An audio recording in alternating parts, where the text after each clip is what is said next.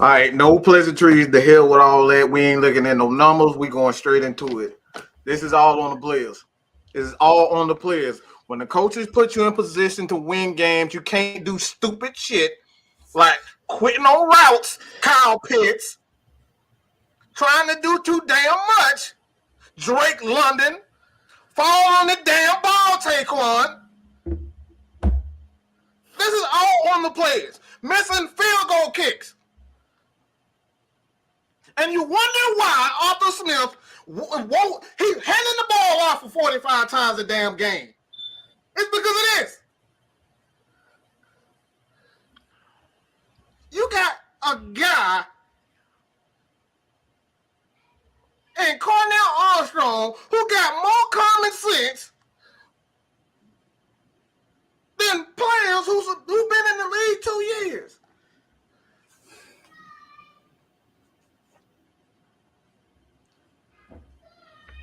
This is why you don't get a lot from this. This is exactly the damn game when we talk about if we're gonna put Kyle Pitts on a pedestal. I don't want to see him fucking quitting on routes because I saw that several times today.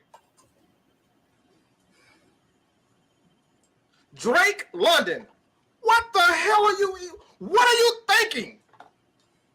It's 3 players around you. Go out of bounds. Go to the ground. Tyler Algier touchdown. You're trying to go through 3 people. This is at some point you can't say, all right, then you got to call better plays. They put you in position to make plays. You got to be smart and not try to do too much. Now the next game, are they going to have the confidence to get these guys the ball again in that same position? What is it going to be? This is all on the players. The end, Elfine, or whatever damn end you can look. The end of the damn post-game show. That's it. All on the dang on play. let me just, I'm going to throw some damn, let me throw some damn numbers out here. And the reason why I'm saying that this is all on the players, just look at these numbers. This is why I'm saying this is all on the players. So excuse me, I'm just a little bit hot.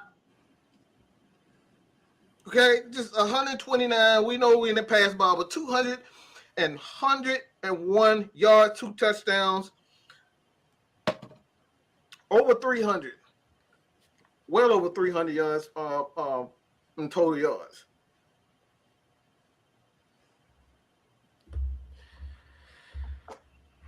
Got out to an early start.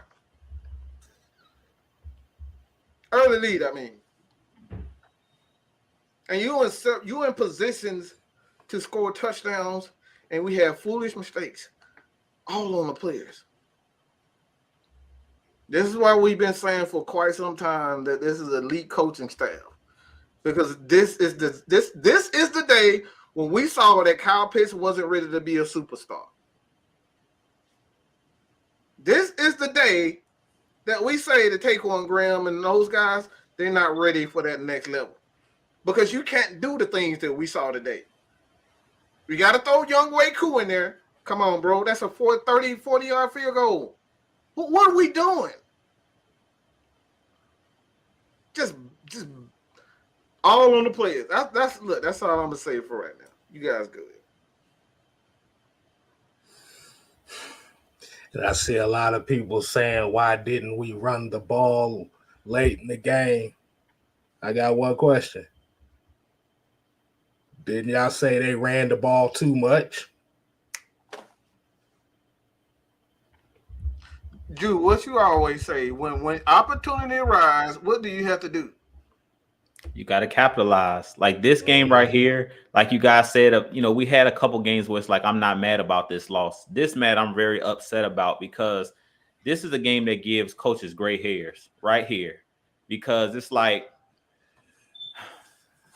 where do you start? It was just too many plays that was left out there on the field. Way too many plays. The first one you talked about, Drake London.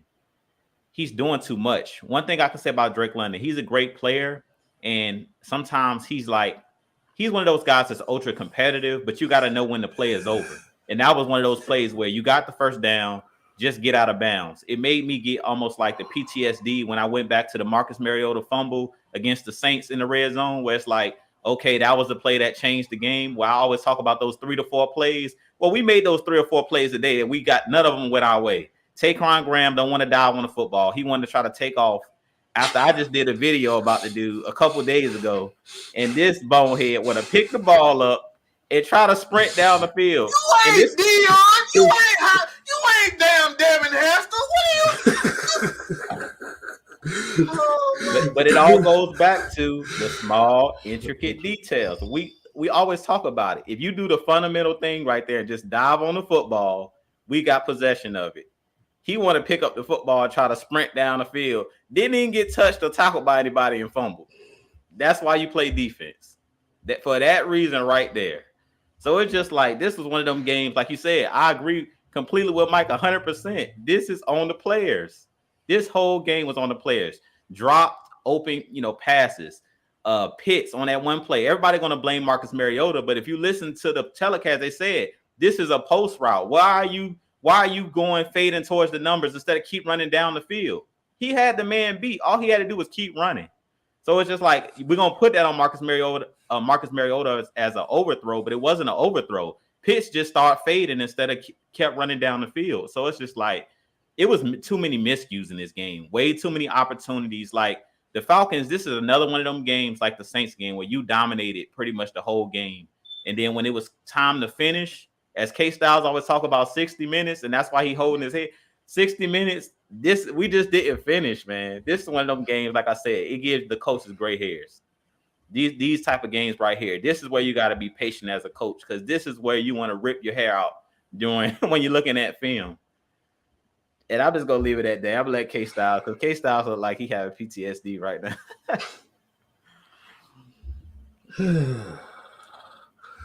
3, 2, 1. 1, 2, 3. What the heck is bothering me? 3, 2, 1. 1, 2, 3. What the heck is bothering me?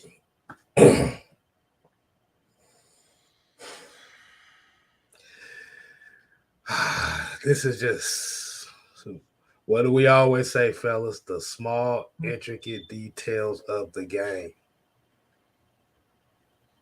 Fundamentals. And when we're not talking about just fundamentally skill-wise, but just in situations, like I said, this was one of those games where you didn't play for $1. You played for really 55 cents if you think about it. But before I go again, I see a couple super chats. I want to get these out the way first. We maybe say I blame this on all 3 phases because we ran away what was working, plus Cool missed and DP didn't send no pressure. No, that's not true. That's not true. It's kind of hard. Look. It's kind of hard for your pressure to get there when the ball is already out in 2 seconds. Since he mentioned that 2K, I kind of want to make a statement about that because I was going to talk about it, but since he brought it up in this $4.99 super chat, and we appreciate the super chat. Mm-hmm. One thing I want to talk about, and it's glaring with this Falcons team, we got to be able to get home with our front 4. Period. You guys know that I'm big on the trenches. I'm tired of us putting this on the coaches, Dean Pease. You can't send pressure all game, and if a team notice you can't get pressure on the quarterback other than sending guys, these quarterbacks and these wide receivers are too good. We have to have defensive ends, outside linebackers, whatever you want to call them. Our front 4 got to be able to get to the quarterback at times. You can't just expect to keep sending corners, linebackers. That's not their job. Your front 4 got to be able to do something at some point. And we've been saying that all years. Like, what is this Falcons team missing to complete this defense? A guy who can get after the passer consistently outside of Grady Jarrett. I mean, somebody on the outside where you can just line them up and say, go get the quarterback without having me send a corner out the nickel to come, sending Troy Anderson. I've seen guys, like you said, coming all game, but it's just like we shouldn't have to blitz. The good teams can blitz you bring their front 4 and drop everybody in the coverage. Let those guys do what they're supposed to be doing. The corner's job is not to get after the quarterback.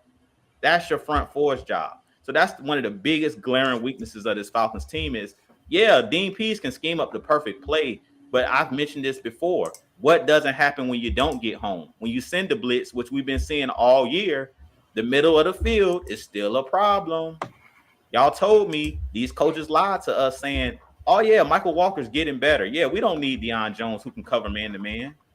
We can rely on Rashawn, Anderson. We can rely on Evans. These guys are not Deion Jones. These guys are not every first down pretty much that I've seen in this game for the most part, when we got burned, they were throwing the ball in the middle of the field. Let's keep it real. We've been saying this since week 1, and we were told, oh, we don't need Deion Jones. We don't need a linebacker that can cover in man-to-man situations, and that was a lie. Hold on, I'm about to cry. Hold on, like Delilah here said, this one is on everybody. We still got a couple more super chats to get out the way. Fred Buss said DMPs has to. I disagree. He said has to go. He gives up on the middle of the field every week. Teams know where to go. I don't see DMPs out there running, tackling people. That's on the players. Well, when you blitz, guys, where's the field wide open at? When I'm blitzing, in the middle of the motherfucking field. Who's supposed to be covering the middle of the field? The linebackers, correct? And the linebackers are guys that's blitzing, correct? Mm-hmm. So yeah, the middle of the field is open because we're trying to get pressure by sending pressure. What we asking for, but when you do that, if you don't get home, you get what we're seeing: guys catching the ball in the middle of the field at will. And he stated that several times, even before he coached one game.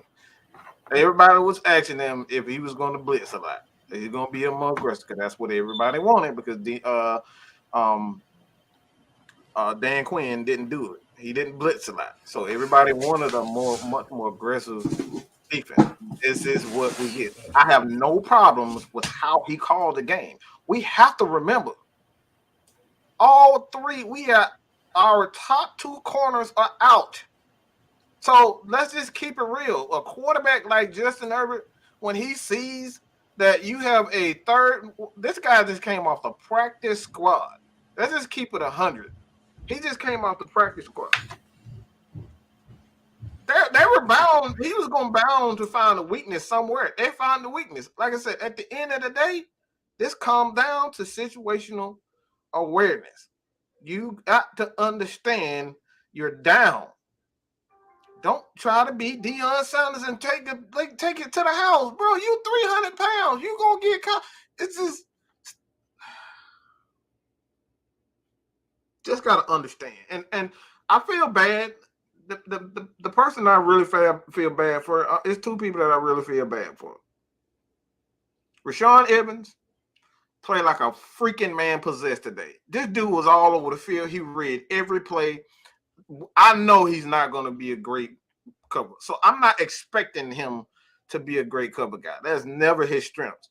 But what I see from him, he's reading, reacting, he's tackling the ball well, and he's always in a position where he's supposed to be.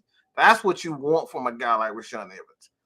But one guy that's had today, man, and this dude is poised to be an absolute star. And I feel so bad for him. And that's Tyler Algier. That dude ran like an absolute maniac today.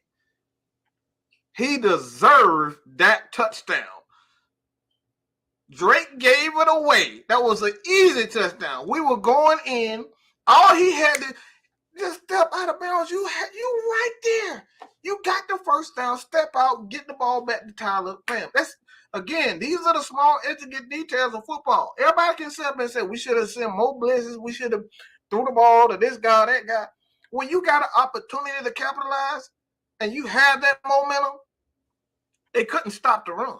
From the very beginning to the end of the game, they couldn't stop it. So we can sit up here and say he could have called this and called that.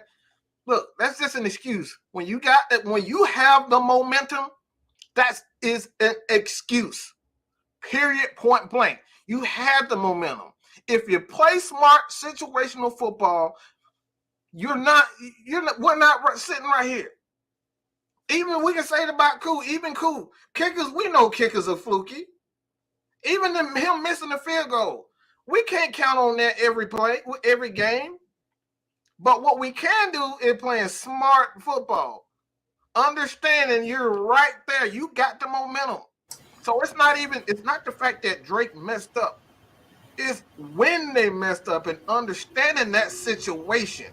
We're not asking for them to be perfect, but you got to understand in that situation, you cannot, as a defensive guy, you got that ball, you got the fumble, hit the ground. How many times have we said, hit the ground, hit the ground, hit the ground when we pick up fumbles? Just hit the dang old ground, man. That's it.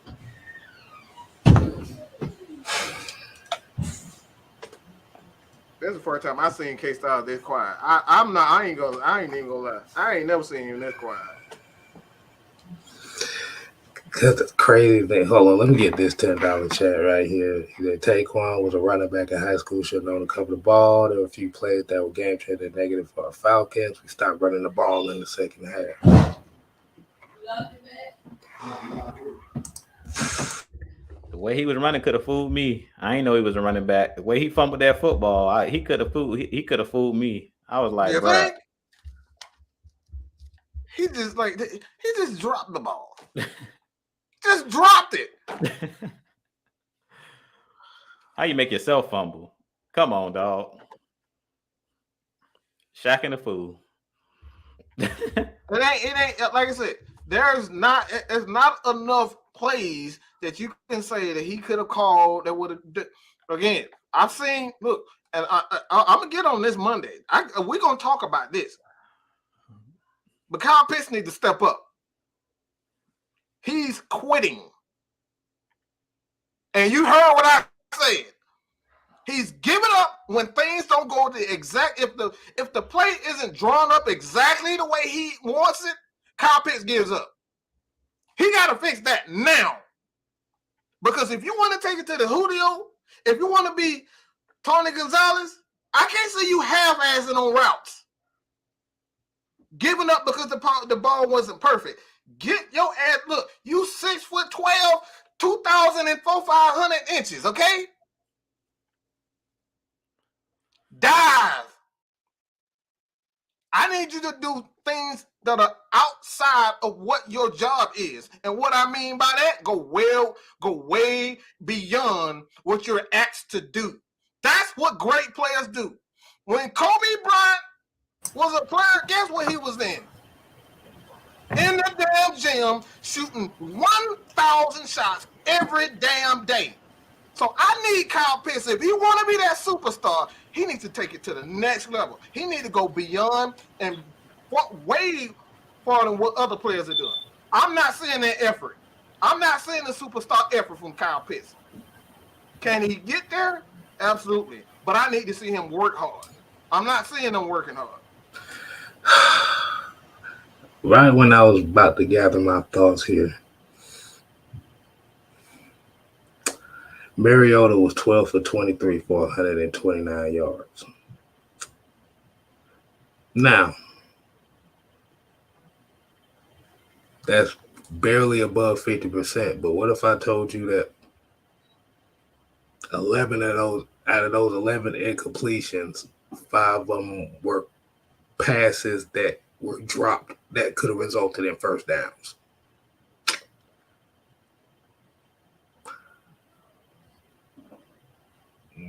Yeah.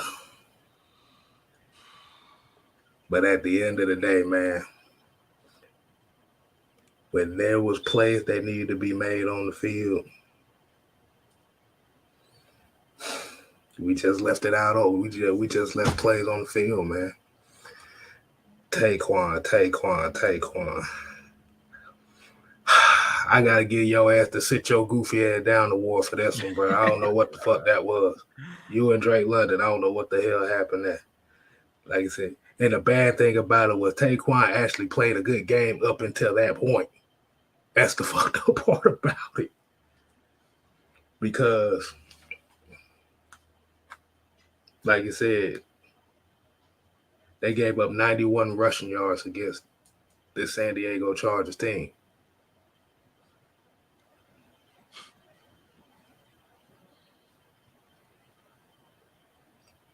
But I thought I was going to come in here like I said, even if we would have won or lost, like I said, I think what the issue is you to lose like that, where you had the fumble recovery and you dropped your purse on the ground, starting over a new set of downs for the San Diego Chargers with 2 timeouts, where your ass could have just fell down.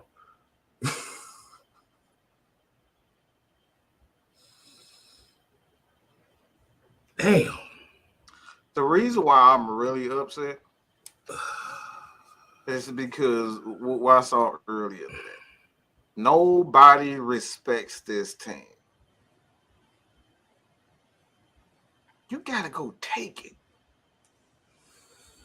You gotta take it.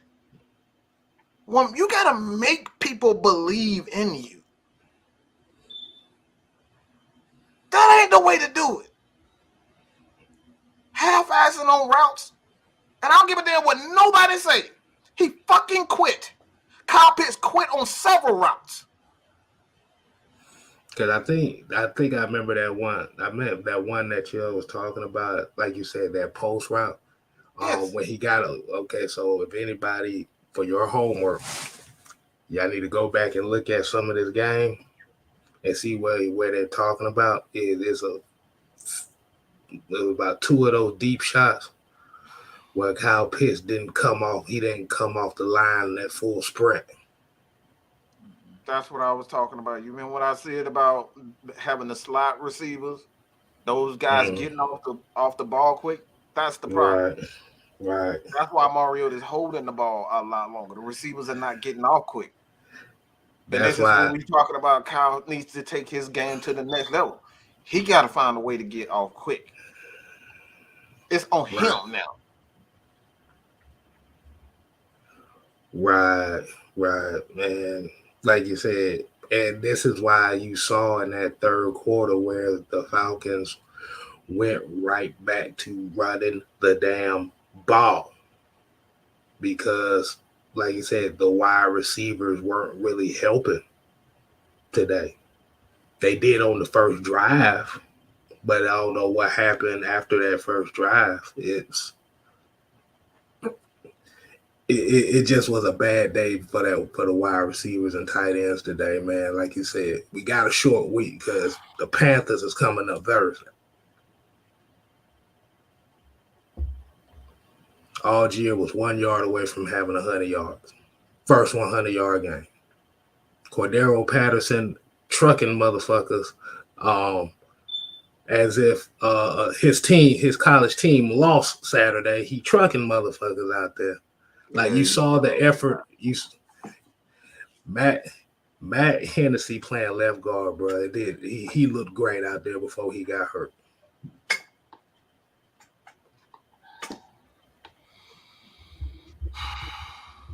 Yeah, I'm done with the, blaming the coaches. When you see a guy running wide open, like Kyle Pitts on that play, that means you drew up the right play. Right. He just didn't finish. Period. He didn't finish it. They didn't finish. Whether you want to say Marcus Mariota overthrew him, whether you want to say Kyle Pitts slowed down, you got to finish plays, period. And this is why I get frustrated is because it's just what Mike was saying about people not taking this team seriously. Like, you guys know I always say good teams don't beat themselves. And I get bothered because I'm a coach at heart. I get bothered when I know we lost the game and the other team didn't beat us. We beat ourselves. That's when you get upset because you know your guys are not living up to their full potential. So that's when you start screaming, breaking stuff in the locker room. Like, if I'm the coach, I'm not giving no speech. If I'm Arthur Smith, I'm taking a shower. I'm putting on my suit. I'm going to the podium. I'm speaking to the media, and I'm leaving. Period. Because it's like you said, it's nothing really to be said. The guys know that they didn't do what they were supposed to do today. You seen Drake London, as soon as he fumbled the ball, if you go back and look at the play, he's grabbing his face mask because he's like, I should have just ran my tail out of bounds, but I was trying to do too much, trying to score for somebody's fantasy team, trying to turn it up when I had no reason to be trying to turn it up with Khalil Mack, who's probably one of the stronger guys in the league, who just basically ripped the ball out of his hand like it won't nothing. Like, dude, why are you even fighting for extra yards when you on the 5-yard line and you got the first down? bruh. Like, it's those plays that's why I said they didn't beat us. Like, you beat yourself. Like, how many times are we gonna keep saying that this year? Good teams do not beat themselves. We in game 9. You heard Dean Pease. I love Dean Pease because he breaks down the game. But if you go back this week and listen to what he says the rookies are not rookies no more. This is your 9th game in the NFL. At this point, there's no more excuses of saying this guy's young, this guy's a rookie. No, you didn't play 9 games. You all professionals. You heard him say it. If you're in the NFL and you're on a 53-man roster, you're pretty good. That's what Dean Pease said, who's been coaching in the league for over 20 years. He said, if you're on a 53-man roster, even the Cornell Armstrongs, who we just got off the practice squad, he says you're pretty good if you're a professional football player. If you're on a 53-man roster, you're pretty good.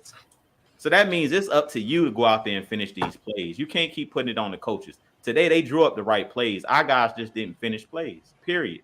Like, it's nothing else really that we can really break down and say, because we sat there and watched it. Like, missing field goals, turning the ball over in the red zone. All of the stuff we're talking about is fundamental football. I no-nos, diving on a fumble. Man, and if you looked at the Chargers passing game, they only beat us in 2. They, like I said, they beat us with flats and drags. Think about that, flats and drags. Yeah. This is the exact same way they beat us 2 years ago. Slants, drags, flats. And Crankman with the $4.99 super chat said Marcus overthrew and Kyle didn't go for it. We need those big plays like we had in the first. Look, let me tell you something as a quarterback. Your job as a quarterback is get it out. Get it up, get it out. The receiver got to go find the ball. Okay? I'm just telling you how court. Anybody who ever played the quarterback position, when they tell you, let the damn thing loose. Yeah. That's what they tell you as a quarterback. Go ahead, Drew. You got to know how to track the ball. You just got to know how to track the ball, like you said. And one thing that I hate with quarterbacks, I'd rather a quarterback overthrow me than underthrow me.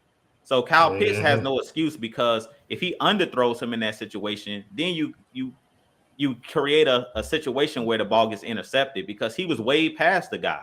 So that's why I said that was on Kyle Pitts. One thing that they tell you, and Mike played quarterback, and you tell a receiver, you never stop running. Don't ever stop running, especially on a fly pass. You don't stop running. You don't slow down, especially if you got the man beat.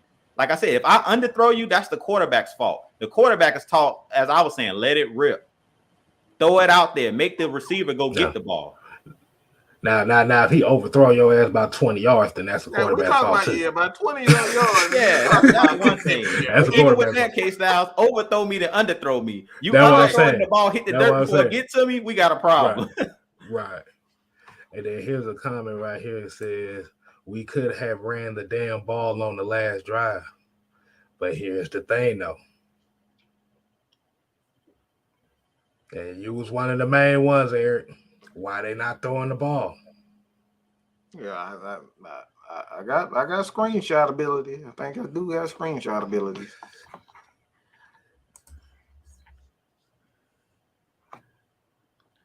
You damned if you do, you damned if you don't. Damned if you do, if you that's the problem. It's always hindsight is always 20/20 when you don't make a play. When you don't make a play, right, look. Like I said, when you don't, when they running the ball, you want them to pass the ball. Now that they done passed the ball, you want them to run the ball. Make your mind up. At the end of the day, somebody got to make a play. Somebody got to make a goddamn play. Make the play. I'm tired of excuses. I don't care. If you wide open and I throw the pass, that means it was the right play call. Ain't nobody going to sit here and tell me we ran the wrong play. What did I say halftime? We was on the phone in the chat halftime. What did I say? I'm so heated right now. Go. No. I'm about to say I'm so heated. I'm about damn forgot, bro. What? I said players, they putting you in position to make plays. Okay. You gotta make players just gotta make a play. Right. At the end of the day. Like you said, Mariota overthrew a couple people. I saw Herbert overthrow people too. Mm-hmm. I saw Herbert player drop a clean, easy catch, and Richie Grant picked it off. He was just sitting there flat-footed in the wide open in the middle of the field as always, and the ball just ricochets off his hand. I think it was Palmer. Easy interception. So right. It's just that, like you said, it's just that we had more go against us by our own doing than they did. So, like you said, you can't. Well, like you said, we can say, well, the Chargers didn't have their top 2 receivers. We didn't have our top 2 corners, so that evens itself out. If you actually looked at what the Chargers did, they really didn't attack the corners as much as you thought they did. Got the ball out quick, but that's the NFL. Right. So, as we say here, man, like I said, everybody just got to be smart, man. Everybody just got to be smart. Like I said, these are the type of games you don't want to have because these things have negative consequences psychologically than anything. I will say this too after that play, and I like this. These are the things as a coach that goes unnoticed. When Drake fumbled that ball, they got the running game going. He got in the end zone and he went right back to Drake. That's beautiful. Yeah, look. This is what we're talking about. Our issue here. We know they're gonna make mistakes. We know that's just football. Period. There's going to be mistakes, but what we don't need is everybody making stupid. These are stupid things that they teach you about situation. That's why when you see them in practice, they working on these things: ball security, situational awareness, when you need to get down. Securing the interception. When you see Deion Jones, the infamous interception, the pick in the end zone, he didn't try to run. He hit straight to the ground. Bam. Situational awareness. And this is all on players. Coaches can teach this all day, all year. But if you don't understand, I need to get down because, yeah, we tired. And if we get the ball to the offense who's hot right now, we win the game. Don't try to be Deion. Don't try to be Russell Westbrook trying to shoot, dribble up between people's legs and then dunking on the damn crowd. Don't try to do all that shit. Don't try to make a play. Secure the win. This is why I say this all the time. One of my favorite teams to watch of all time. And y'all probably won't even say that. You probably didn't even believe this. But the Detroit Pistons. They had every aspect of all teams on one team. They had guys who were defenders. They had guys who were perimeter guys. They got guys who can hit big shots. We all know Chauncey Billups. They had every element of basketball, of team basketball on that one team. It wasn't nothing pretty about them, but they knew how to win games and knew when to do certain things. That's on my players, bro.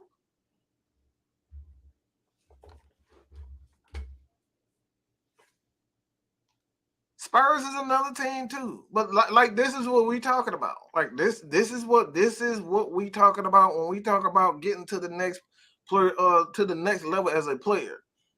You got to look at yourself and say, all right, why did I think that I'm Deion Sanders? Look, what he looking sick after he fumbled.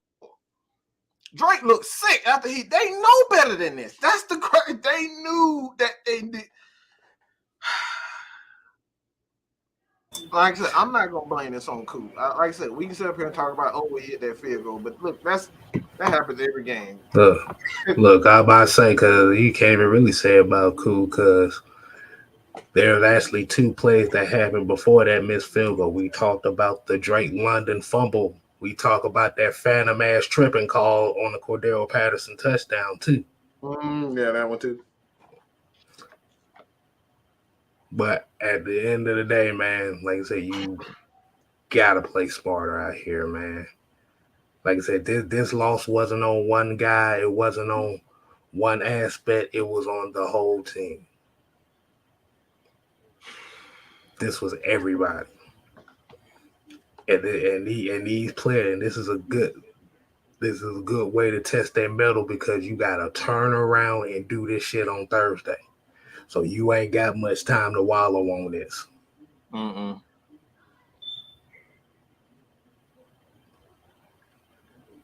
Like I said, you can blame it on, like I said, you got a lot of people gonna blame it on Arthur Smith and Dean Pease. Majority of people gonna blame it on Marcus Mariota. Like I said, I just saw bad play from everybody. And the only thing that I will put a blame on DPs is why the fuck Troy Anderson ain't out there.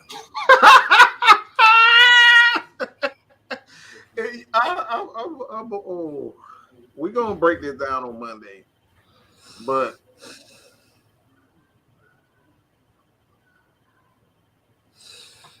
why is Michael Walker still in the middle of the field? I'm still trying to figure that out.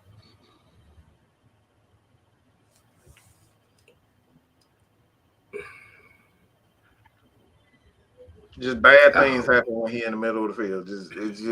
It just does. Every time Troy is in the game, something just happens. And like I said, you just can't ignore it at this point. He just makes plays. He's always around the ball in some way. He had multiple sack opportunities. You know what I'm saying? And I'm talking about hits on the quarterback, interception opportunities. Like the kid is getting limited snaps, and in his limited snaps, he's making plays. The dude, just like you see the quarterback, the first thing that they looking at Troy. Wait, where is Troy? How long can you deny the fact that Michael Walker is just ass as middle linebacker? Just ass, okay? Just like this, we just gonna keep it real. He need to be on the outside. He's an outside linebacker. He is an outside linebacker. He does not need to be playing middle.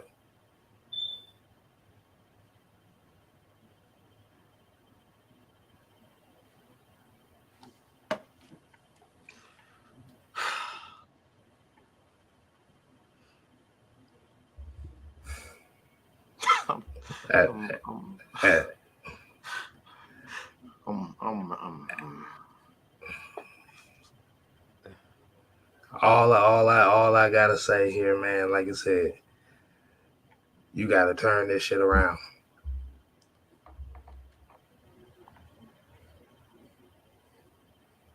Block all this out. Look at all the game film. Look at everything that just happened today.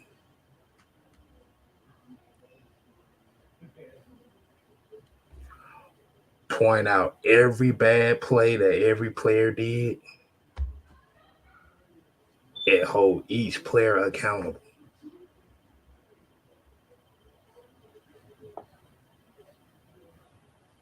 Let me ask y'all something. Let me ask you a question. Would you guys say that almost every position linebacker has gotten better except for Michael Walker? Like every player, pretty much every linebacker that we have on the team right now, you see the improvement on with those guys. But Michael Walker is literally the only guy that hasn't really improved. He stayed exactly who we thought he was. See, but here, like I said, here's the thing, though. When you have a bunch of linebackers that like to attack downhill, putting them in coverage is not necessarily going to be their strength. We say Michael Walker is an outside linebacker for a reason because that's where he makes most of his plays at is on the outside. Yeah. I mean, I'm just still butthurt that we got rid of Deion Jones. Let me be real. I know how I feel about Deion Jones. Look, this is my thing, and I keep telling y'all this. This is how I feel about when you let go of a player. You can do it your way, but it better work. That's how I feel about it. I'm over it. Don't get me wrong. I move on, and it is what it is. But what I'm trying to say is I better see the results. Like when you tell me, okay, we're making this move because we see growth in this guy. That's the reason, like everybody's in the chat, like why are we criticizing Michael Walker? It's not that we got a problem with Michael Walker. We don't. We got a problem with his play because we know what we had. At least that's how I feel about it. You can't lie to me and I look at film and say, well, this guy, we don't need Deion Jones. When we can clearly see almost every third down they're throwing in the middle of the field. Well, then don't do that. Because I'm going to tell you the truth. I'm not going to hold back. Look, we try to give the people the truth. We try to get y'all the stats, the facts, and the truth. If we had Deion Jones, half of these routes is not happening. Am I telling a lie? Y'all show me where I'm lying. No, sir. These plays are not happening. If you go back to when Deion Jones was on this team, these routes that we're seeing where they're just throwing the ball in the middle of the field at will, we were not seeing that. And that's my problem with Michael Walker. He's a solid linebacker. His problem is he just can't cover. Rashaan Evans, he's not great at covering, but the difference between a Michael Walker and a Rashaan Evans, his instincts, he's always around the football. He knows where he needs to be. He knows he's not the most fleet of foot, but if you turn on that tape today, how many plays did you see Evans out there making? He the one who caused the fumble. When Taquan Graham was running down the field, who hand was in there that knocked the ball out? Rashaan Evans. He was possessed. That dude is everywhere. He's always around the football, hustling, making plays. That's the problem that I have with Michael Walker is he don't make those small, intangible plays that we see out of a middle linebacker. The middle linebacker is the leader of the defense. The middle linebacker calls the game. You have to have an instinctual player in the middle, period. So that comes to a question, too, is like outside of that interception Michael Walker has, is there any memorable plays do you remember him having? Somebody just put the comment in, but I was thinking that myself. But towards the end of the game, Michael Walker was in there almost every play. And that's when they started getting those plays over the middle like that. It was every play. And this is what we talking about. You can't sit up here and lie to us and say Michael Walker knows the defense. Yeah, he knows the defense. He probably is the smartest guy in there. I don't give a damn about him being the smartest. But action speaks louder than words. That's the problem. That's the problem right there. What you just said, his actions. That's my issue. I don't care. I love every player that put on that black and red every Sunday. But it's when I'm sitting there watching it, you can't sit here and lie to me and say, oh, he's playing well. Or, when we see clearly that's one of the weak points of this defense is in the middle of the field. And to be honest with you guys, I don't know how you guys feel about this because I heard them talking to Frank Bush. As I told you guys, I watched when they talked to the coaches during the week. They talked to the linebackers, Coach Frank Bush, and they asked him about Troy Anderson. And he said he's still trying to retain the information. We haven't put him out there. He gets in here and there, but he's not basically caught up on being able to make all the calls. Is basically what he was saying. What I was reading between the lines. Right.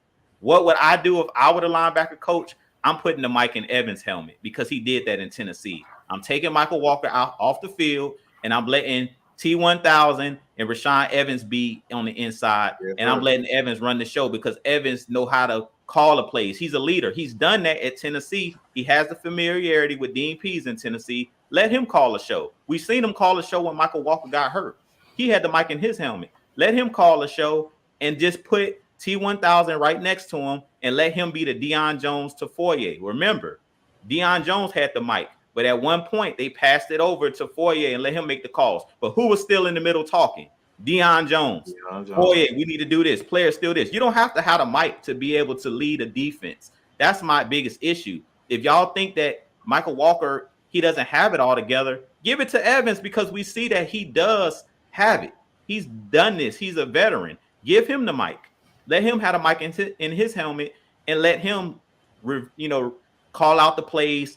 And until Anderson is up to speed, I think that would be a lot better than we're just going to continue to roll with Michael Walker. Because I really think at this point, and y'all forgive me, I just don't think they don't want to hurt Michael Walker's feelings. I feel like bro, you was reading my mind. I swear, I was thinking that. I think that's the problem. They don't want to kill his confidence. And they don't. They don't want to kill his confidence. When he got hurt, as they say, you can't lose your job to injury. Yes, you can. If you ain't playing well enough, I'm gonna tell you straight up. If I'm the coach, you can lose your job to injury. Ask Drew Bledsoe how that worked out with Tom Brady. He lost his job to injury. But that goes back to what y'all was saying about, and this can lead into a whole other conversation with the Desmond Ridder. You put him in there and then bench him, you kill the player's confidence. So they know that Michael Walker is a young player, so they don't want to kill his confidence. And I think that's the reason why they're just letting him, keep the mic. But I would just be like, look, dog, we got to do what's going to help this team win. If you ain't strong enough, you're a professional at this point. You got to step up to the plate. If you ain't getting the job done, I'm bringing in somebody that will, period. Because this job's on the line. These coaches' jobs are on the line. I don't care what Dean Peterson done other places. All these coaches' jobs is on the line. So if you ain't performing, bruh. This woman said trying to hurt his feelings. That's funny. I mean, look, it's the right move to make. It's the right thing to do. I never want to give a guy when you get injured, I never want to say, all right, this guy came in and he played well, we're gonna make him a starter. That's not the right thing to do. So he deserves his chance to actually lose it. But when you come back and it's 1 game, 2 games, and we still seeing the same crap. Hold on. You know what? I got to do something here. Go ahead. I got to do something here. Alex, you want to get on here and explain this because we need to hear. I need to hear these concepts that you're talking about and stuff like that because I don't know. You want to come on and explain this? Because I don't know what, from what a lot of people telling me, is from what you're seeing compared to what Michael Walker's playing right now, you looking at the wrong goddamn game. So I need you to come on here and explain this. But before we do that, let me get some of these super chats out the way. Say, elephant in the room, we're getting over 500. Another 2 weeks trying to get over 500. That, hey, it is what it is. Paul Warlow was probably technically probably the most technically sound linebacker in the history of the damn game. But guess what? He was slow as fliggity fuck. Okay. What? Look, Aaron Donald doesn't play. When you talk about Aaron Donald and Grady Jarrett, they're not technically sound at what they do. He does a hop, skip, chop. Technically, that's not what defensive tackles are supposed to be doing. When you do that, that's they don't teach you that. Exactly. So when we talk about technique, Grady Jarrett, his technique, getting that low, they teach you to get low. But technically, like a big guard, if you consistently do those types of things, a guard just goes pancake. He's just going to drive you into the ground. So you don't want to get caught up in doing that type of stuff. This is we talk about all that technique. Yeah, that technique's all cute and all, but I don't give a damn. Make the damn tackle. Everybody don't want to talk about, he can jump 20 feet in the air. Guess what? I don't give a damn. Catch the ball. Look, you can read a book about knowing how to put a car together. Doesn't mean you actually know how to put a car together with your hands. Say, boy, come on, man. Weezy B said, Panthers, Bears, and Commanders are a real competent football team and want to win this division. We must go on this streak and take the division. Yeah. This was a blown opportunity right here. Mm-hmm. This is why I get upset because when it comes down to the playoffs, this is one of them games you're going to look back and be like, we blew that game. Like we had it. It's one thing to get smoked like the Bengals, you got smoked. But it's a whole nother thing when you got the game pretty much wrapped in a bow and you just refuse to accept the gift. Like that's what this game was. One of those games where you had the game won. You just didn't finish plays, period. You know that guy that everybody in the United States hate right now? Yeah, that Tom Brady, he probably sitting back licking his chop. They let me back in this motherfucker. All right, so this is what I'm gonna do. If it comes, God damn it, is it gonna come up? All right, this is for Alex only. Anybody else that tries to hit the link will not be answered to.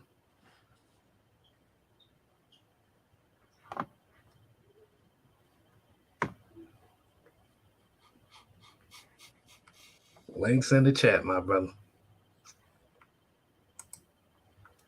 Because I got a couple questions. But let's see. Let's look at some more of these other stats of the game that happened as well.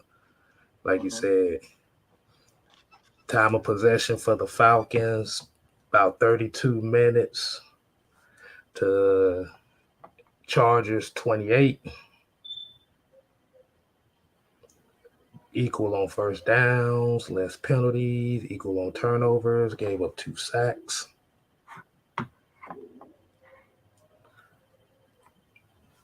So, like you said, it just comes down to making the plays, man.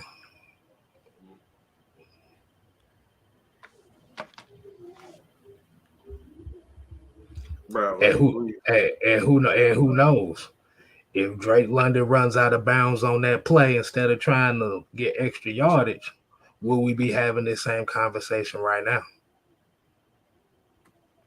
because that's easily our game. The way we was running the ball, that's easily our game. Right. Let me say this too. And this is what we talk about getting in the mind of the coaches. Dean Pease is not trying to put these guys in position to intercept the ball all the time.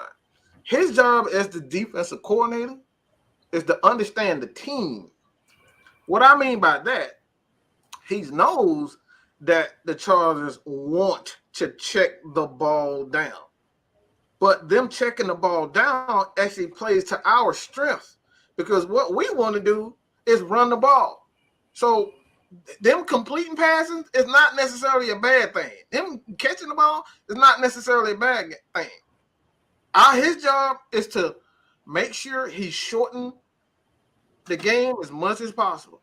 So that's why he's calling certain plays over and over and over again, sending those blitzes because he wants the clock to run so we can get a ball back to our offense because they can't stop. So this is the game that he's playing with the coordinators. What the hell? Oh, never mind. I got that was my fantasy football updating me on some shit. All right. So, Alex. All right. Well, first of all, thank y'all for letting me on. I appreciate it. Get to it. Okay. Thank you. Just get to it. So when I watch Mykal Walker, well, mainly I'll go to the start of things. I think that we really started putting him on tight ends last year when he first started really against the Jaguars. And I saw some of his technique when I saw that particular game. And I was like, oh, that's actually pretty good considering that we had Dion and Foyer. And don't get me wrong, they have great reputations as coverage linebackers. And I think it's well-deserved to an extent. But when you look sometimes in the all 22 footage or when you're examining it technique-wise, there's a little bit of separation that's made up, and some of it gets covered due with their athleticism. So, like, they'll be behind the play, and if the quarterback was looking at that tight end and threw it on the break like he was supposed to, or watched enough film and knew that, okay, he's going to get open, they probably would have threw it, and it would have been a completion, but they didn't, and then they circle back to it, and it ends up being an interception or an incompletion. But I don't really see that with Mykal Walker since he doesn't have that same speed and this and that.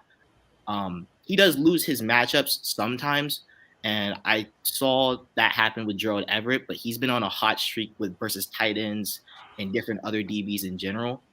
But in general, let me stop Mykal you Walker. right there real quick. You just made one statement. I want to stop you real quick. Mm-hmm. You said sometimes. That's not necessarily true. He asked his catch percentage. We did that a couple of weeks back. His per catch percentage, as far as a linebacker is concerned, was well over 85%. So every time they targeted him, it was over 85% of the time, and that was Mykal Walker. So I just wanted to throw that in there too. Okay, was that in man coverage? Particularly because there was a stat maybe a few years ago when it pertained to Bobby Wagner, and they play that was back when he was in Seattle, and they mainly play cover 3 a lot, and most of the catches he allowed like maybe a 75 completion percentage or something along those lines, and that's Bobby Wagner. But all they were doing was checking it off, and then he would come and rally down. And technically, it was good technique for Bobby Wagner because they play cover 3 and he needs to respect the deep ball. So just allowing up the check downs are okay. But yeah, they line up the check down in front of him. So what does it matter if it's man or zone? It's in front of him. Not necessarily, because it would be an issue if he was if they were hitting dagger routes over the middle and it was explosive plays, which we all know that Dean Pease defense doesn't allow for explosive plays. It would be an issue then, but he's playing particularly with the technique that Dean Pease and linebackers coaches are telling him to. That's why you don't see a whole bunch of crazy plays over the middle, and you're wondering why is Dean Pease playing so soft? Why is Dean Pease? No, I'm not saying you particularly. I'm just saying Atlanta Falcons fans in general. Like, why does Dean Pease play so soft? Like, that's a notion that I've heard before, and that's really why, because it's the Tampa 2 defense, and you're trying to kind of play deep and kind of play as match kind of base as you can in that defense. Try to cover your weaknesses, but in return, you may give up some checkdowns and stuff like that. In man coverage, most of the time, I would say that Mykal Walker holds his own and plays with good technique. Mind you, we don't put many linebackers in man coverage. I think him and Troy are the only 2 linebackers that we put in man coverage, if that. And Troy really doesn't see too many reps in them. So that's You say it. Okay, so you got some questions?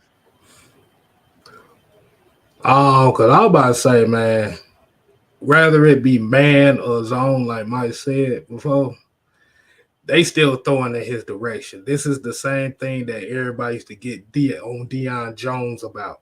And this is why Deion Jones is no longer here. But the problem is we're getting the same results. Now, ain't nobody saying anything about Mykal Walker.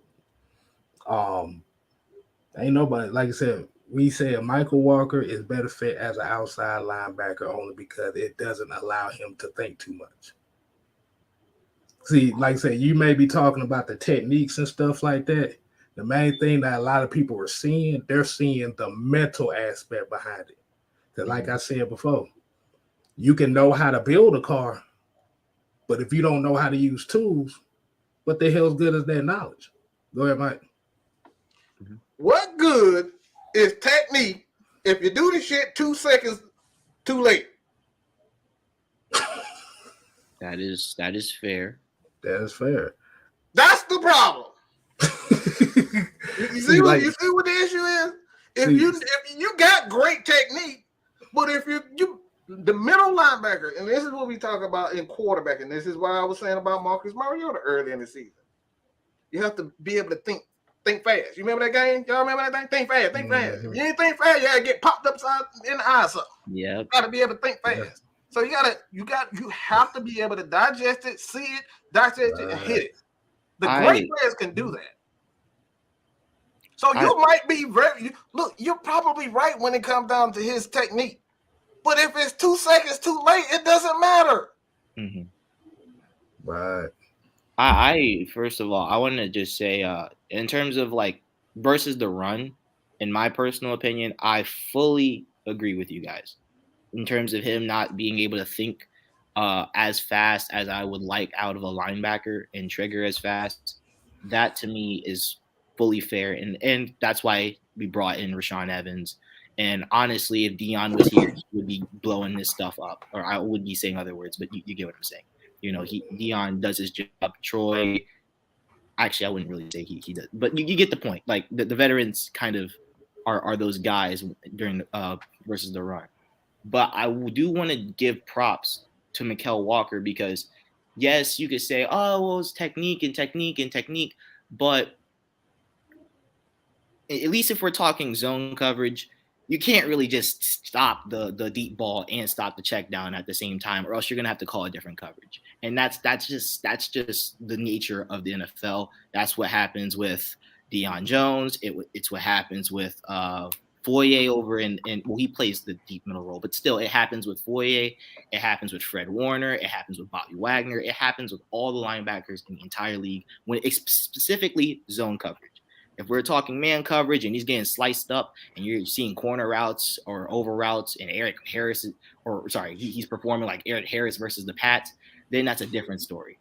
But that's not what's happening with Mykal Walker all the time. That's all I'm trying to say. And no, he's not my cousin, but okay. Look. Let me get a couple of these super chats out the way. Quiet.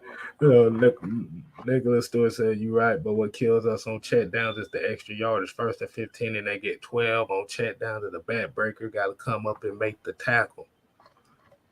Yep, I would actually say that that's also one of Mykal Walker's weaknesses, tackling as well. That goes a part of that. He's a playmaker. He needs to be in position where he can make plays, Right. not be a leader. Exactly. Middle linebackers are for leaders and people who can think quick. Mm-hmm. This is why some of the best thinkers in the world are the leaders. They're not necessarily the tallest, the richest, the most handsome, but they quick on their feet and they can think quickly and think fast and think in high pressure situations. Those are what leaders are made of. I don't need look. Let's just keep this real. I need 2 points. I need 2 points. Oh Lord. 2 points. You want me to sell you on Mykal Walker? I need 2 points. We're talking about football. We're talking about football this time. We're talking about football. I need 2 points. Who you going to for those 2 points? Let's keep it real. You going to Russell Westbrook or you going to Steph Curry? Linebacker? No. He's using another analogy. I switch. I'm just saying. It's football, but these are the things we're talking about. Being able to get the best player for the best situation. You see what we're talking about? They be able to get it quick. Because fast, quick, and hurry. And it's not all about, again, the game of football will humble you because you have to be able to think fast. You gotta think fast. Yeah, that's why. Yeah, you can know everything, but if your reaction is not like that, that's why they call it a game of inches for a reason. Because if you are inch off, the whole play is gone. That's true. Now, if you put Mykal Walker in a situation where he doesn't necessarily have to be the mic, we've seen that this year where if he's just playing off of Rashaan Evans and Troy Anderson, he looks a lot more explosive. See, the problem with him right now is, and we've been saying this for weeks now, is it's because we got to remember the inside linebacker for him is a new position anyway. That's why I said you just can't throw anybody in a position and think that it's automatically gonna work. You're not gonna put Randy Moss as your free safety just because he's fast. Right. You're not gonna put Keith Brookin as your defensive end. Like I said, it don't work like that. Like I said, it's a process that has to go. But when we're seeing things like we're seeing the same things happening over there, you said earlier about the Mariota Ritter conversation. It's pretty much damn near the same conversation. Yeah, but at the end, like I said, at the end of the day, this is not an older quarterback. This is not an older linebacker versus a new linebacker. These two guys are still young. Mykal Walker is still young. Yeah. So they got that. So they're going to get their growing pains. Mm-hmm. But the problem is when you see a few of these plays that's going on, especially in the run, you see the hesitancy. And it's the hesitancy is the biggest difference from you giving up a 1 yard game from a 9 yard game. And that's just missing just by a step. And that's where his issue is. For sure. So when you're talking about technique and stuff like that, we agree. Like I said, he's one of the most athletically gifted linebackers we got on this team. Football is 80% mental, bro, and 20% physical. We have to remember that. I don't mean to be a contrarian, but in a way, I'd actually disagree with you. I'd actually think that he's. Of course, you would disagree. No. Disagree with what? I would say Deion Jones. No. I would okay. Walker. Like I think that he's actually a lot smarter. Again, not factoring the run, not factoring his intelligence versus the run, because in that he's. Bro, this Jeopardy. It's Jeopardy. If you don't hit that damn buzzer when it buzzes, it don't damn matter. Bro, all right. I don't understand why you can't get that through your head. Bro, nobody says it. No. 10 years late. It's too damn late. Bro, ain't nobody saying he done. We just say he a step slow. No, process. No, it's not that. I just think I actually think that I think that in terms of like his athleticism, I actually think that he's debatably below average, in my personal opinion. Like you look at the combine numbers,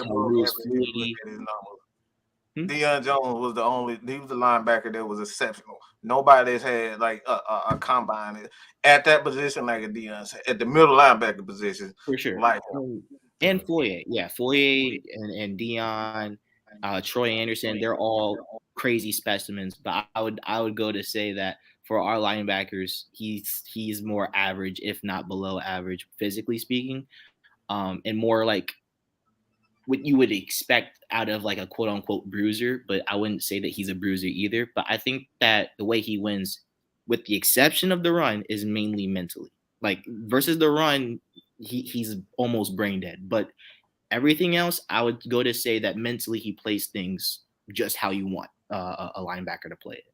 My personal opinion. But yeah, anyways, now that I kind of, said that, I wanted to kind of bring that up because I know that we go off of results because results do matter at the end of the day. But I also just want to mention that, Mykal Walker, I wouldn't go as far to say like, why is he on the field and things like that, just because he does what he's really taught. You know what I'm saying? Like it's kind of hard for him to play things a little bit differently. Even though Troy may have better odds because of his physical talent, I just think that I wouldn't go as far to say that. But I agree. That's it. I'll just say this. I try to let him get everything he's wanted to say out, and I respect where you're coming from, Alex. I think the problem is, and we're not just calling you to the carpet. I'm calling the coaches to the carpet with you. If you're going to tell me that Deion Jones is not going to be on this team, you're going to have to explain to me why. And I got to be able to see these other guys make the plays, because what you're saying, you're right. Maybe they want guys to just play the technique that they're telling them to play. What I want is playmakers. I don't care if you ain't got the technique. And that's what Mike was kind of talking about with the whole Aaron Donald club chop. If you can just get some quarterback, I don't care how you do it. Just get there. If Bullshit is broke as Joe Kim Noah jump shot in, I don't give a damn. I love that shit go in, okay? Hey, look, Mike, remember that analogy you put on Wednesday where you said when they call on one person for the symphony of destruction, they call on Bruce Banner. What does Bruce Banner do? Smash shit. Yeah, that's the point. That's the point. Yeah, like I hope it may not make a difference, but I just want to let you know that I was kind of like livid when they traded Deion Jones. I just wanted to make that like point. I think we all. Yeah, we all was living. I'm not coming for you, like I said, Alex. I'm not calling you to the carpet. I need Dean Pease to explain to me, and whoever made the decision to explain to me why it was the right move. Because to me, when they made it, and I dropped the video on my channel saying it don't make sense. I love Dean Pease. I think he's a brilliant defensive mind, but I think that I can't agree with everything that everybody say and do. You know what I'm saying? And from my opinion, just by seeing what we have, even with bringing in Evans, if you say, well, we're not going to bring in Evans, we're just gonna keep Deion Jones. To me, he's a better fit for this team because yes, Evans does make plays. Yes, he's in the right places, but he's not even the freak athlete and the playmaker that Deion Jones was. We seen Deion Jones win games for us by making the plays that we talking about. These guys didn't make today were plays that Deion Jones made regularly. That's the problem, and that's my problem with when we want to get rid of guys. Let's trade Grady. Let's trade this one. Let's trade that one. Well, if these are your playmakers, you don't just trade and get rid of playmakers. That's just how I feel about it. I don't care whether I drafted him, I don't care. If you're a playmaker, I need you on my roster because playmakers are what wins games. And that's what Mike just said. And we just said that these players really lost this game. The playmakers make the plays. You've heard Dean P say this in his press conferences. I can put the guys in the right positions, but they still have to make the plays. He said that with his own mouth. And that's what the problem that I'm having is you put these guys out there, but to me, Deion Jones will be making these plays that we're not seeing these guys make. He made those plays routinely. That's my big problem. Right. I don't have no problem with Michael Walker. I have the problem that the guys are not making the splash plays, the plays that change games. I'm not seeing those plays being made regularly. Yeah. They're happening here and there when they were happening more routinely with Foye, more routinely with Deion Jones. Yeah. All right, hold on. I get you got about 10 more. Yeah, about 10 minutes here. Like Jarvis, what's going on, man? What's up? Now, this is one of our homies here too. He rubbing his head already. So let me tell you something, man. You know, living up here in Missouri, ain't no football team, right? Of course. Well, you know, you got the Kansas City Chiefs, but right here in St. Louis, they don't have a football team.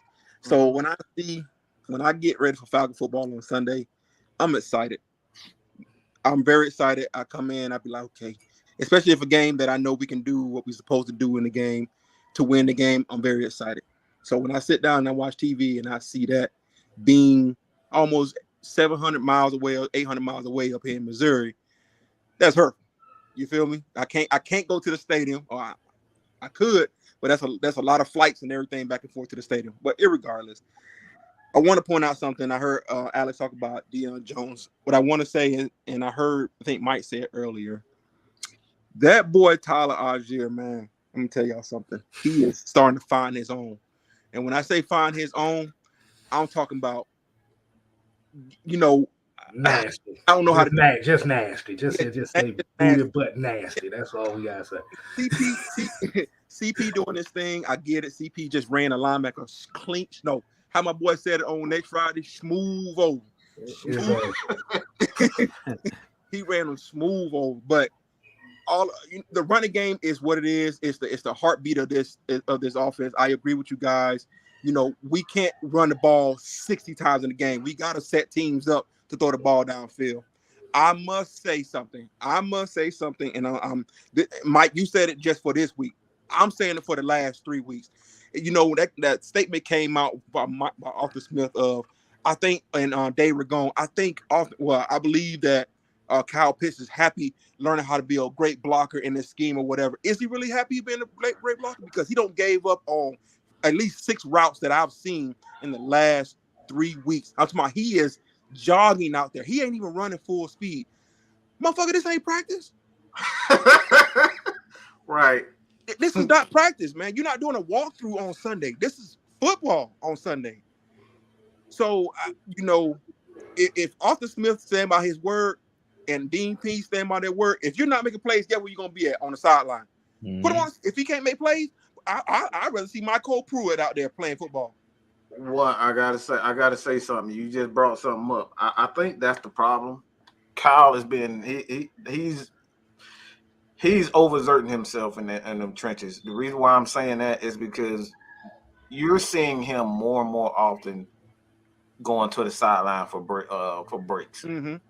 Anytime you see that from a tight end, especially the playmaker of his, he's working too hard in them trenches. Them big bodies just getting to him. So what I would say to that, and this is I'm gonna drop the video probably.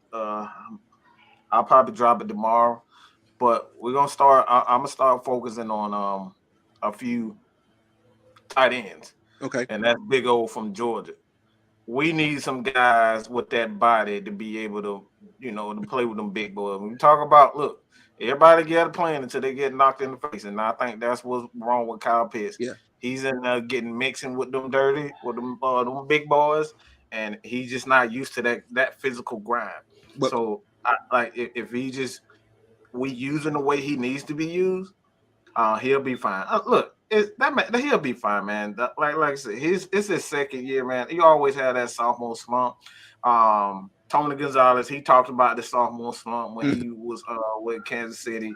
So it happens. Like I said, this is not this is not us saying he's overrated. He's a bust. No, not at all. You got to call it for what it is. He looked like he was loafing today. You got to have better effort. That's all. I think Kyle Pitts will be a superstar in this league. There's no doubt in my mind that he does not have the talent. What I'm saying is, if we take him out and put those hog mollies like Fitzpatrick in, or Fursker, or Heston's out there every play, it seems like, people start to key in on that. And as you said a while ago, about towards the end of last year, he said it stuck with me to this year. You put stuff on tape, people see that. You put stuff on tape, people see that. And what you would hate to do is put Kyle Pitts out there when it's passing down, because they're gonna be like, oh, he out here only on passing downs. So we gotta let him mix it in once in a while, when it comes to run. Now I see what you're saying, Mike. Don't have him out there 4 or 5 plays trying to be out there blocking with these linebackers, edge rushers and stuff. But at the same time, if you want to do something, have him chip before he go out and route, or have him fake blocking, slide up under the coverage and go out for a route. It's certain things you could do. Listen, Kyle Pitts he's a what they call a lean player. He's not bulk. He's not none of that. He's tall and lanky. So I don't know, man. Like I said, all in all, I told y'all in the past, and I'm gonna let y'all have this. I know y'all got a show to run. All in all, I don't get mad at football games lost anymore. I try to find the positive in the game, who did what, and move forward with it, because we can only build off the positive. Regardless of how we feel about the team, they're going to get that paycheck come Friday every week. It doesn't matter. They're going to get paid every week, no matter if they look at all the drops we had today. Them same players that dropped the football today going to have that paycheck waiting on them come next week or this week. So I just try to take the positive out all the football film that I look at and things of that nature, because like I said earlier, it doesn't matter what we think. It's whether they can get to the practice field, fix those deficiencies, and get back again, because Thursday is right around the corner. Yeah. So, but there you go. Lord. Oh, y'all see who this is. Y'all see who Big, hold the racing beast for now. Hold the racing beast. Before this. I am not articulate like some of the people on here. I am not articulate. I'm pretty sure that some of you guys do very well with the ladies. I'm looking forward to the Black Panther movie part 2. And obviously, I think Kyle Pitts is looking for the Black Panther movie as well. I'm pretty sure that the whole team, as far as not the players, but the coaches and general managers, are looking forward to the Black Panther Part 2, because they've probably already seen Black Panther Part 1. Oh, man. The movie is what it is, right? Marcus is playing well enough to surprise certain people, but not well enough to finish games. Oh, man. The defense is playing well enough to surprise certain people, because we've watched this movie over and over again. Yet and still, we look forward to the new. Now, I don't know what the new is. I don't know. I haven't watched the Black Panther 2. I got my tickets already.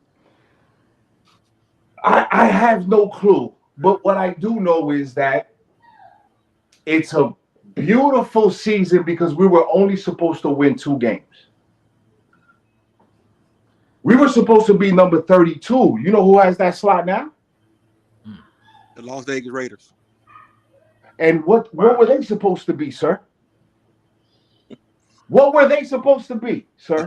And team. Okay. There's no story here. We are what we are. The problem is that you have a lot of Atlanta Falcon fans that want to win a Super Bowl when you haven't built a Super Bowl team because your GM and your coach is handcuffed with the talent that they have. Well. They are handcuffed because Thomas Dimitroff, right? And you can take it at any. If you have a bad mayor, you have to fix stuff. If you have a bad governor, you got to fix more stuff. If you have a bad president, you got to fix more stuff. Get with Thomas Dimitroff, we're still on that stand. We're still on that.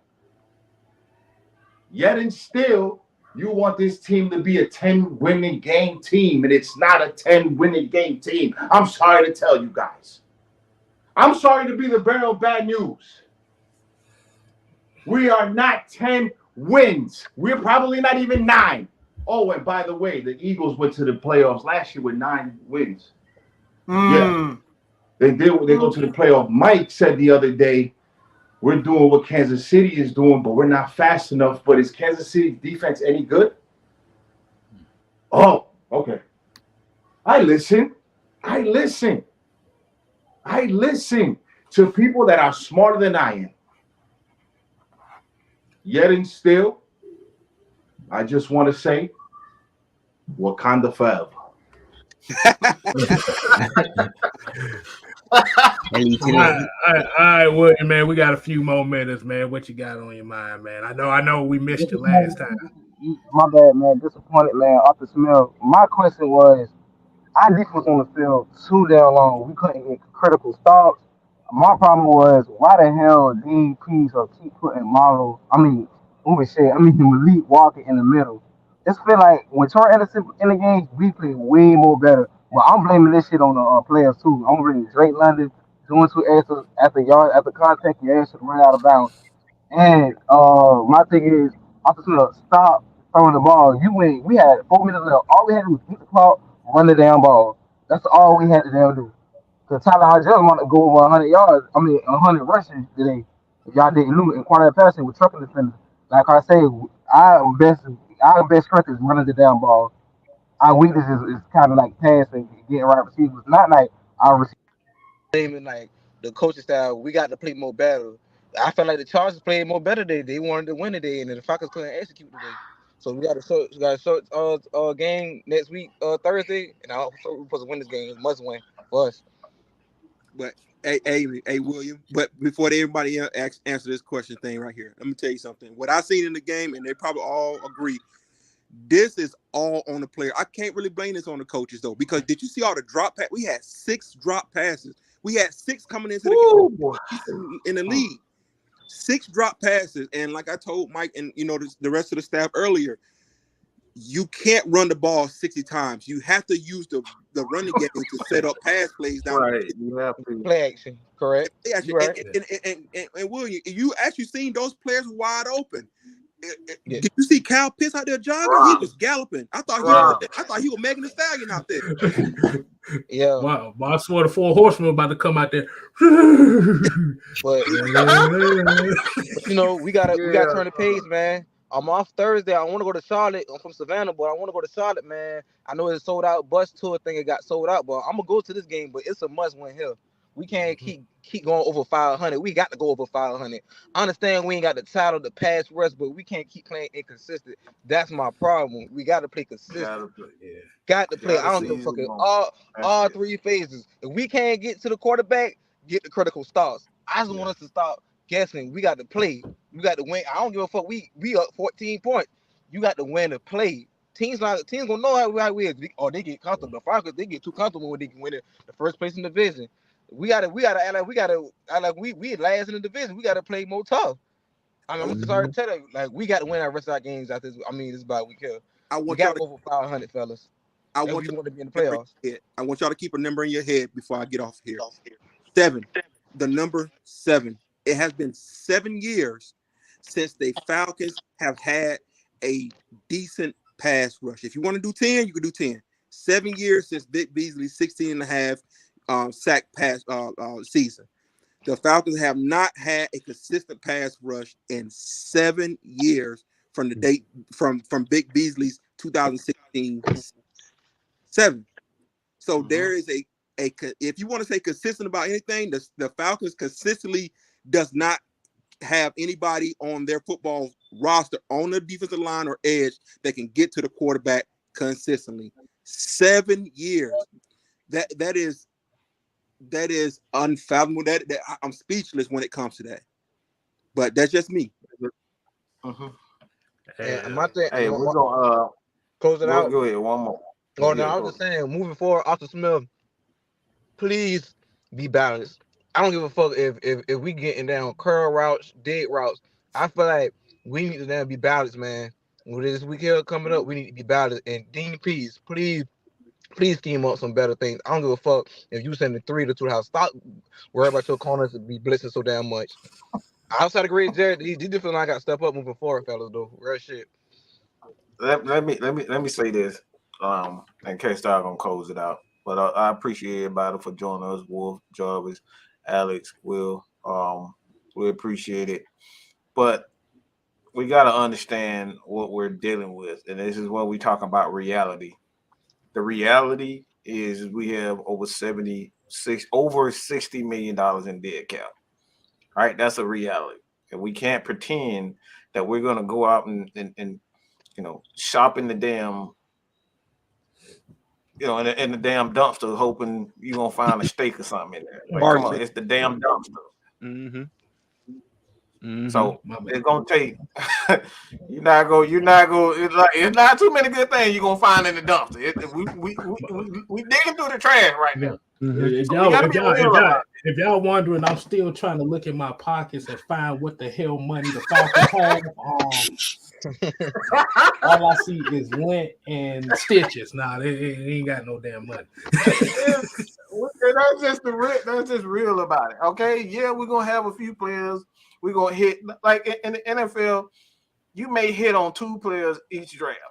A team may hit on 2 players each draft. So you got at the end of the day, man. You just got to be patient. Like I said, I know we all tired of winning, tired of losing.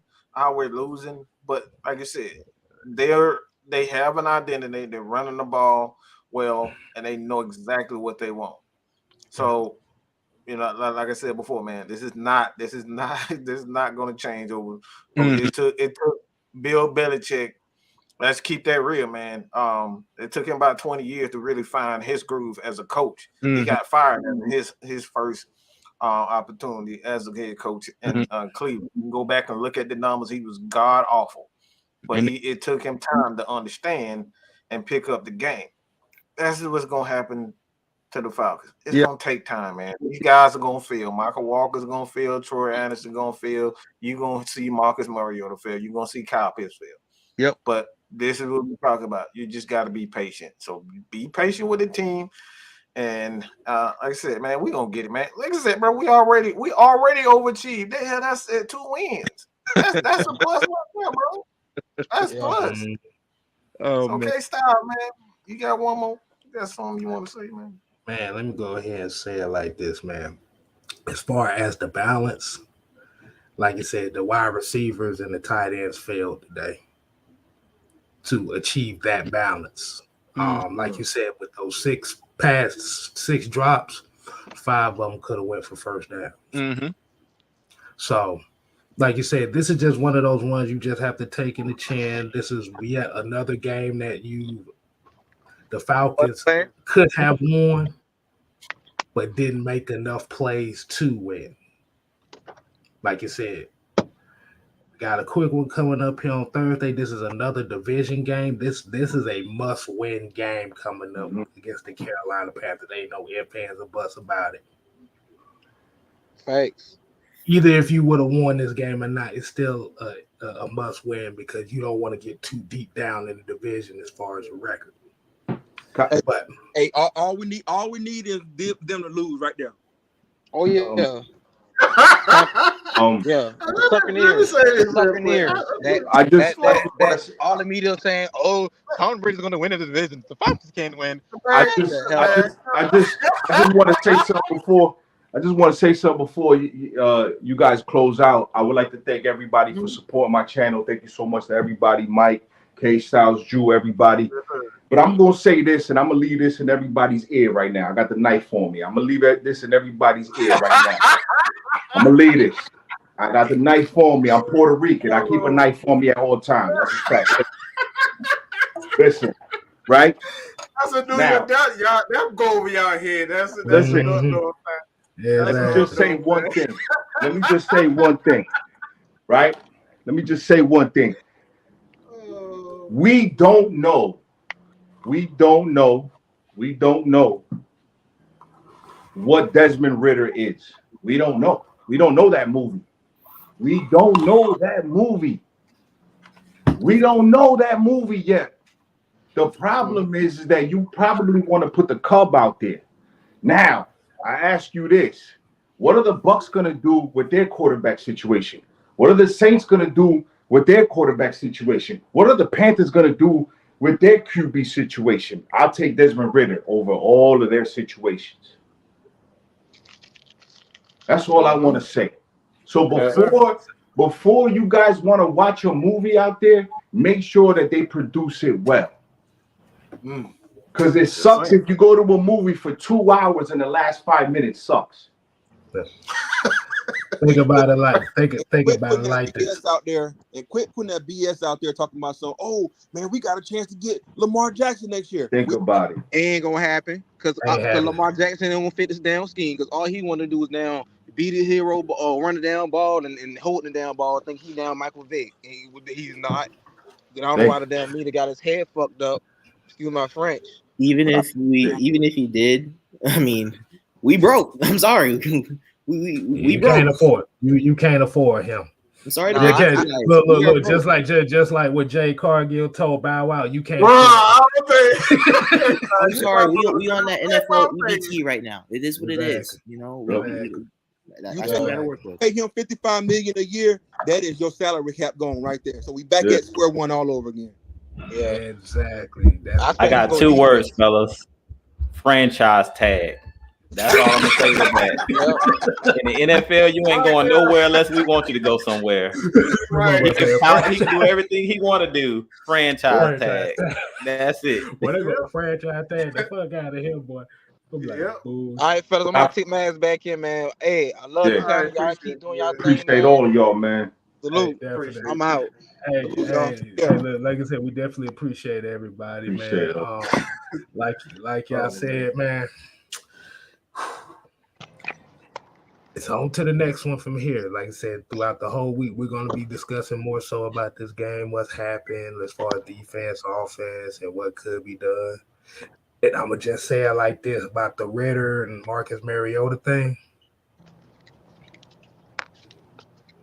If the Falcons are expected to win 2 games this year,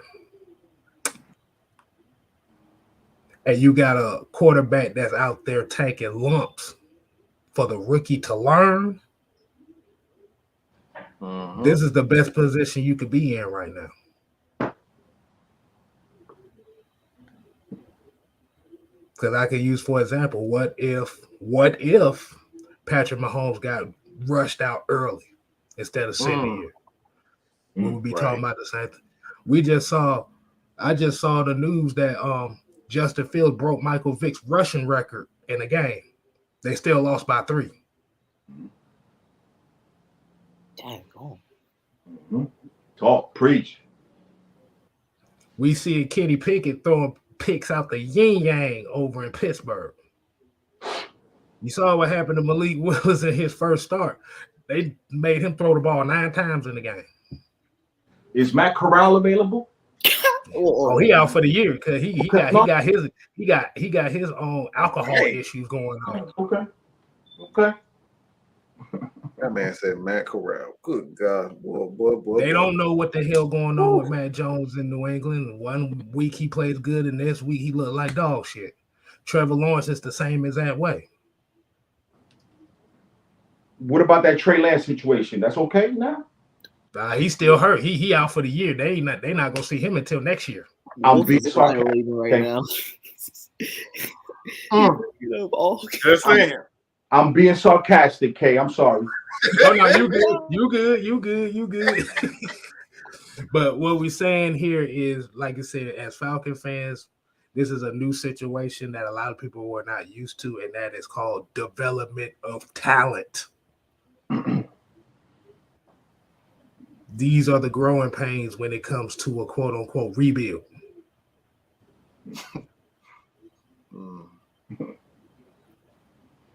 So if this is too much for you, it's not for you. You see how I did went over everybody's head? If it's not for you, just be on about your business. But this ain't the be all end all of this Falcons team. That quote unquote passing game that y'all said we should have had today, 4 less drops, could have ended up about 250 yards. Mm-hmm. So at the end of the day, people, we ain't here to play. We here to stay. Mm-hmm. You ain't got to go home. No, sir. Gotta get the hell out of here. Bro, I'm hungry, bro. I'm about to eat me some. I don't know. Make sure y'all tune in to AFN for their after show here coming up here soon. So make sure y'all go. Well, hell, y'all might be watching this on AFN too. So you get the rest of the damn crew to get your Yeah, you get got fix. a couple of channels out there. I'm sure they'll probably be doing something, but hey, man, if y'all Falcon fans, support all the Falcon content creators, man. Twitter, Instagram, Facebook, everybody. All right, just tell everybody, spread the word. Hey, we ain't here to cause no division. We're here to sit here and respect and cheer for our squad. That's all we about, man. So that being said, I'm hungry. I want to see somebody. I'm about to say shit. You don't, like I said, we ain't for everybody. If you don't like us, you can kiss my ass. But if you watch it, we damn sure appreciate it. So deuces. What he said?